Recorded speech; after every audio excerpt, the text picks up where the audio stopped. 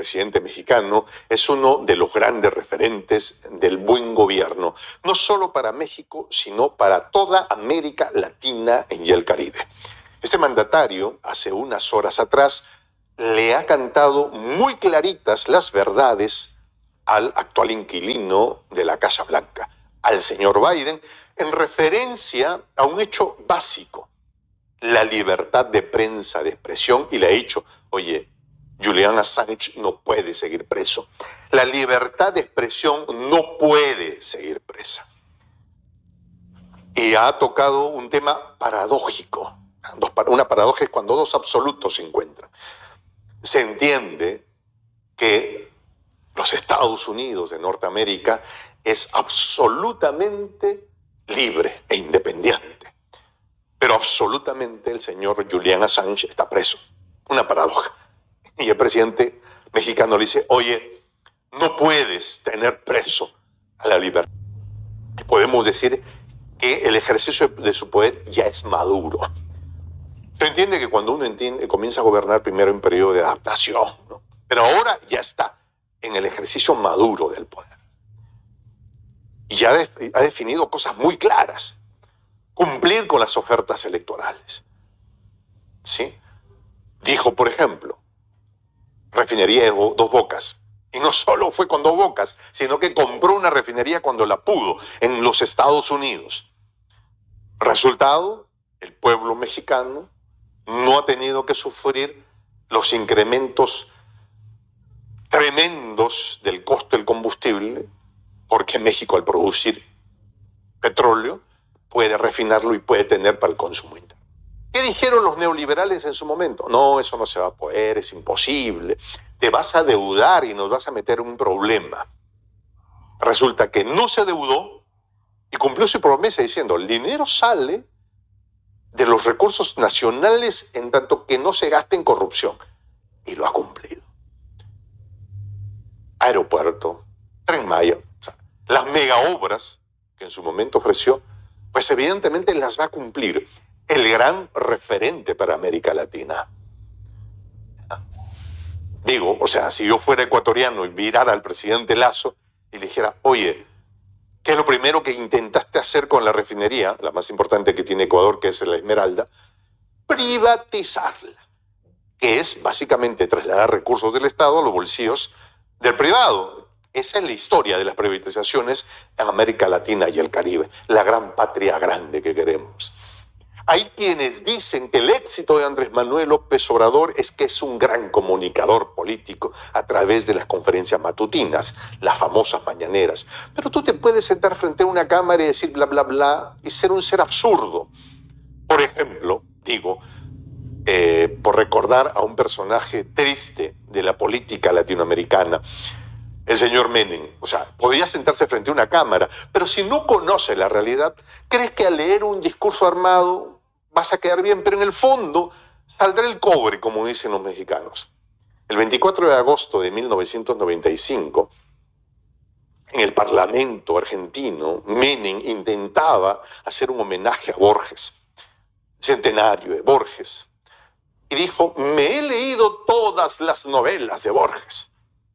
Resulta que Borges nunca escribió una novela. Su legado genial se concreta en poemas y cuentos. Jamás había escrito una novela. El neoliberal mentiroso de Menem quedó como lo que era. Claro, te puedes parar frente a una cámara, pero decir las cosas de fondo, la verdad profunda, no, si es que no la sientes. Los mexicanos saben muy bien eso. Peña Nieto, ¿se acuerdan ustedes en la Feria Internacional del Libro? Dijo, me he leído, el libro que más me impresionó fue un libro de Krauss, ¿no? La silla del águila. Y resulta que Krauss jamás había escrito La silla del águila. Su amigo, o sea, digo, ambos neoliberales, mínimamente sabes lo que tu amigote ha escrito, pues no. Nunca lo escribió. O sea, no se trata simplemente de comunicación política, se trata de ser un hombre o una mujer, en el caso de las gobernantes, genuinamente conectado con la realidad.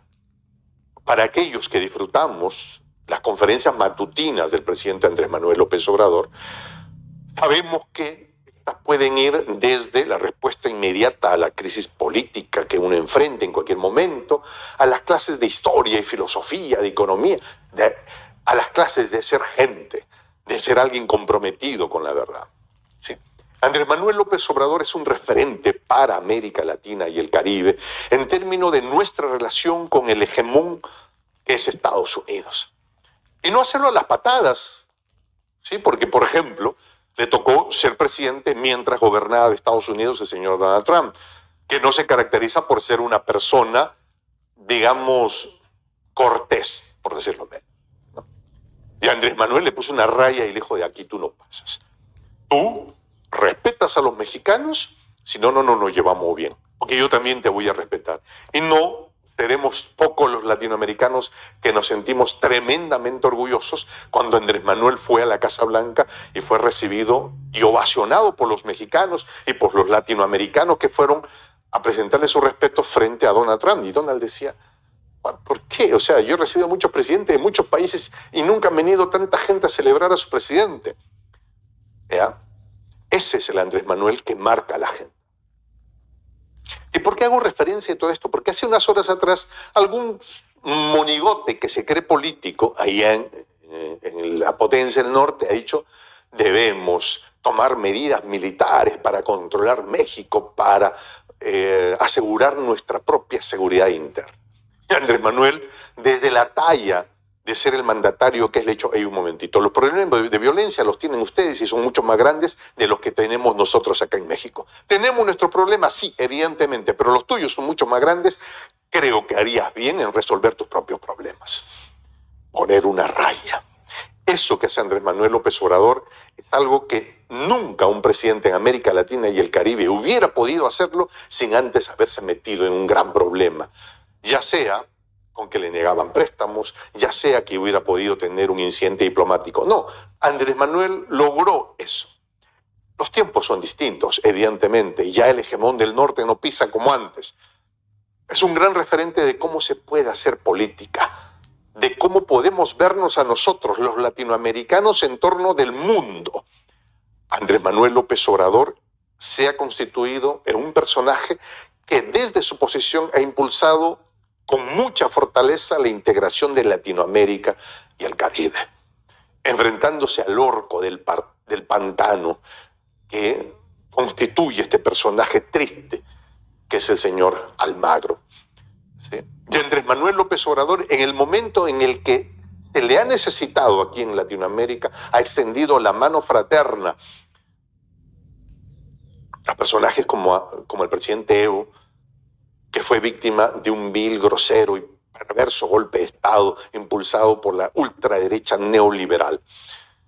Y fue Andrés Manuel y ese México querido que le extendió la mano y que envió un avión al rescate de Evo.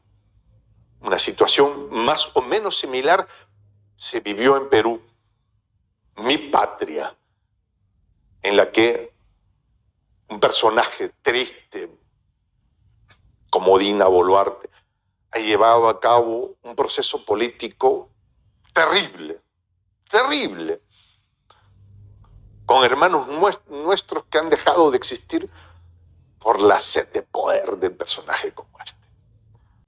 Y Andrés Manuel, fraterno con los pueblos que eligieron un personaje, con los errores que se le pueden adjudicar a Pedro Castillo, dijo: oiga, vamos a resolver esto vamos a darle asilo a Pedro Castillo.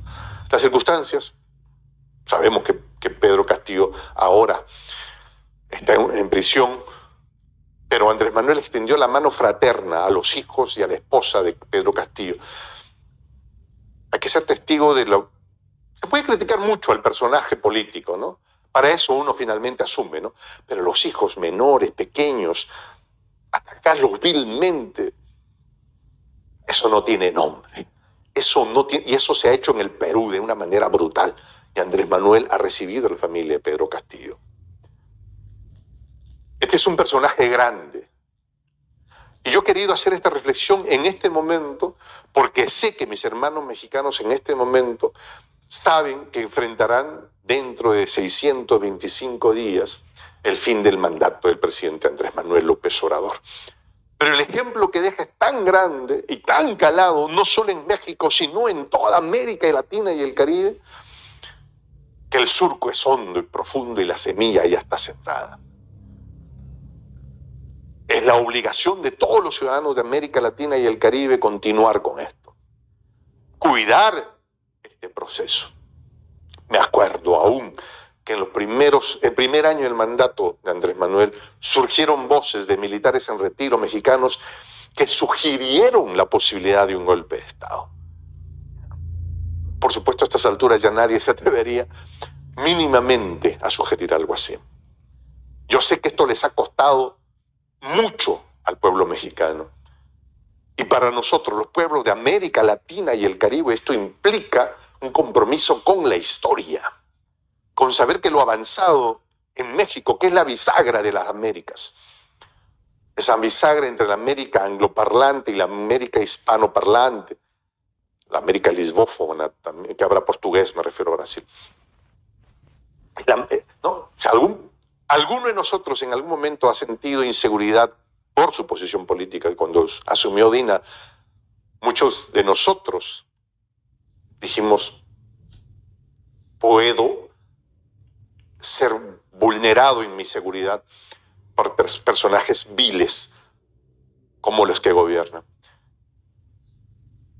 Y sentimos que México habría sido el lugar donde naturalmente hubiéramos sido recibidos. De hecho, en lo personal, puedo decir que recibí llamadas y mensajes de muchos hermanos mexicanos que me dijeron, hermano, ven aquí, mi casa es tu casa, aquí yo te recibo. América Latina observa con mucho detalle, América Latina y el Caribe, esta gran patria grande en construcción, observa con mucho finura de detalle el proceso mexicano y sabe que el legado está en proceso y que lo vamos a defender con uñas y dientes. Mi nombre es Juan José del Castillo del J. Gracias por habernos acompañado en esta emisión. Me despido con esta expresión en el quechua milenario, en el quechua de los incas, Tupananchis Kama, cuya traducción al español es hasta volvernos a encontrar.